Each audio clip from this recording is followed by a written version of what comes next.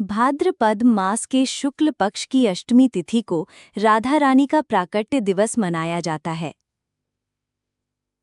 राधा प्रेम, करुणा और माधुर्य की पराकाष्ठा का नाम है।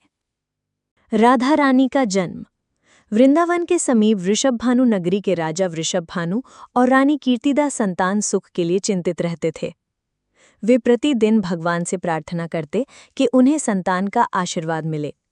एक दिन राजा वृषभभानु यमुना तट पर स्नान करने गए। वहां उन्होंने देखा एक कमल का पुष्प अद्भुत प्रकाश से चमक रहा है। कमल पर एक दिव्य कन्या शिशु थी जिसके मुखमंडल का तेज अतुल्य था। राजा वृषभभानु उस कन्या को प्रेम से उठाकर महल ले आए। रानी कीर्तिदा ने भी उस बालिका को देखकर आनंद अनुभव किया। यही थी राधा रानी। लेकिन आश्चर्य की बात ये थी कि राधा रानी ने अपनी आंखें नहीं खोली थी। राधा कृष्ण का पहला मिलन।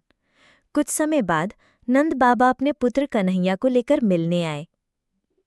जैसे ही नन्हे श्री कृष्ण राधा के पास आए, राधा रानी ने पहली बार अपनी आंखें खोलीं।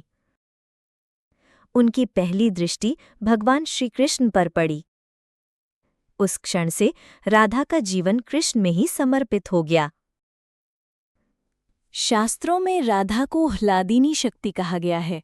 वो श्री कृष्ण की प्रेममयी ऊर्जा हैं। जहाँ कृष्ण है वहाँ राधा है, और जहाँ राधा है वहाँ कृष्ण है।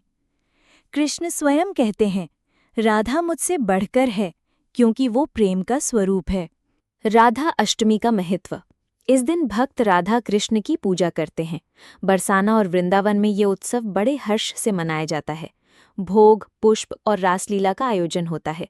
कहते हैं राधा नाम का जप करने से भक्त का हृदय निर्मल और प्रेममय हो जाता है। मैं जाकर राधा कृष्ण की पूजा करके भोग लगाकर मंत्रों का उच्चारण भी करती हूँ। आप सभी को राधा अष्टमी की शुभकामनाएं। कथा का संदेश। राधा जी का जीवन हमें सिखाता है कि भक्ति का सार निष्काम प्रेम है। राधा ने कभी अपने लिए कुछ नहीं चाहा। उनका जीवन केवल कृष्ण के लिए था। इसीलिए भक्ति में हमेशा कहा जाता है राधे कृष्ण। इस प्रकार राधा अष्टमी का पर्व हमें प्रेम, भक्ति और समर्पण का अमूल्य संदेश देता है।